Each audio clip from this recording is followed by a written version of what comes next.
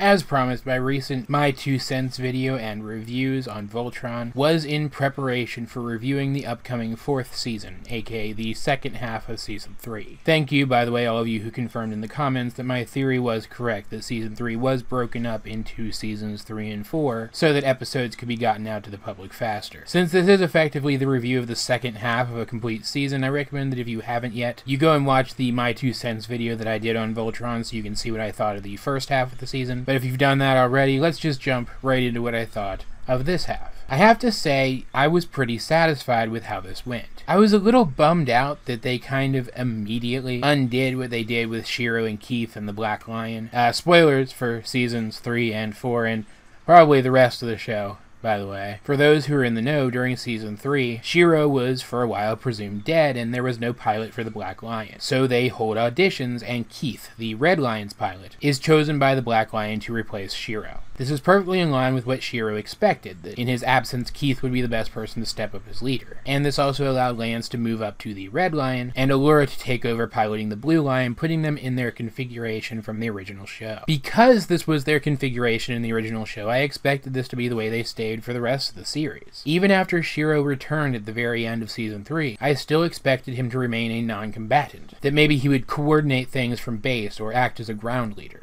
But immediately they shook things up, sending Keith off to train with the Blade of Malmora, a resistance group for those who don't know, and gave Shiro the Black Lion back. Lance got to stay in red and Allura got to stay in blue, and Keith went off with another group. It was interesting and it was unexpected, and I appreciate that, but at the same time it kind of derailed all of Keith's character development up to this point. It is revealed that a big reason why he pulled away and why he joined up so permanently with this other group was because he does feel that Shiro is genuinely a better leader, which is perfectly in line with his characterization up to this point for sure. But it still feels like the character taking 2 steps back. Before Shiro returned, Keith had grown into the role of leader and things were going just fine. There were still some growing pains and he still had more work to do, but the team was succeeding under his guidance. Removing him from the cast, it almost built it up like he was going to have to make some kind of big sacrifice. In fact, we get to see him on some missions with the Blade, and they flat out tell him that individual members have to make sacrifices all the time. That their team isn't like Team Voltron where no man is left behind. Every single one of them is considered expendable if it gets the job done. That's how important their missions are. So I genuinely expected that his storyline this season was going to end with him dying. I am thankful to say that that didn't end up being the truth, and there was a moment where he almost sacrificed himself. He almost made a necessary sacrifice to save a bunch of lives, and I guess it is possible that because of his training with the Blade, he was better able to make that choice, but I am glad to see that he didn't have to make it in the end.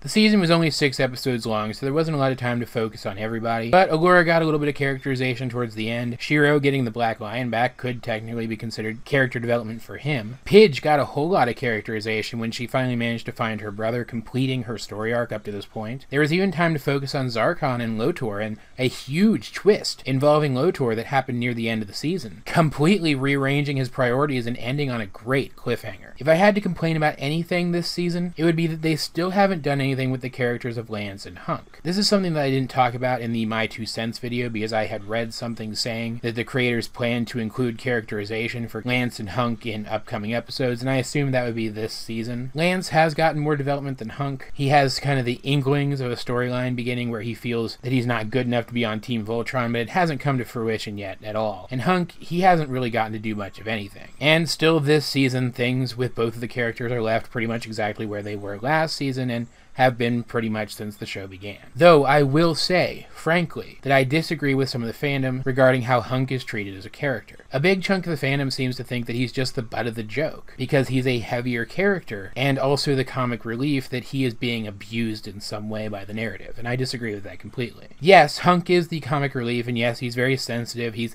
a little cowardly, prefers not to fight unless he absolutely has to. He's sensitive, he likes to cook, he likes to eat what he cooks, and he can at times seem to be incompetent in one way or another, but at the same time he's also an incredibly strong person, both physically and emotionally, and all of his traits are genuinely appreciated by the other members of his team. They appreciate that he likes to cook because he cooks for them. They appreciate that he's emotionally vulnerable because it shows how much he cares about them. While he doesn't like to fight and he's sometimes afraid to fight, he does step up when he's needed, often using himself to shield his friends. And though he's not the greatest pilot or the greatest athlete, he is a genius in a lot of areas, especially chemistry, a fact which is reinforced this season. He's comic relief relief, but he's never the butt of the joke. He's not the fat character. In fact, the only joke about his size that I can even recall is once he had trouble fitting through a hole. Never do any of the other characters or the narrative condemn him for that. It's just treated as part of who he is. And as a larger person myself, I appreciate when characters are handled in such a manner. It helps me to feel validated as a person. As far as I'm concerned, Hunk as a character is the same kind of representation that I'm always advocating for. I just wish he would get a storyline of his own. That's my problem with the character, is that he hasn't really had a ton of development yet, and he hasn't got his own plotline yet. But the creators of the show do claim that that's going to change. I just have to be patient. The action this season was great. It was very reminiscent of the end of last season, when they put their plan into motion to take out Zarkon. This time, they managed to take a third of the Galra Empire. While it is left a bit up in the air by the end of the season whether or not they're going to be able to maintain their control, that is a huge deal considering just how big the Galra Empire is. Voltron has built a coalition of rebels that rivals the Galra forces. The only real weakness they have is that they don't have as good as ships. It was just really cool to see everything come together that way again, and it managed to recapture that same feeling of triumph that the end of Season 2 managed to instill. Overall, I liked this season a lot, and I am at this point counting Seasons 3 and 4 as the same season, so know that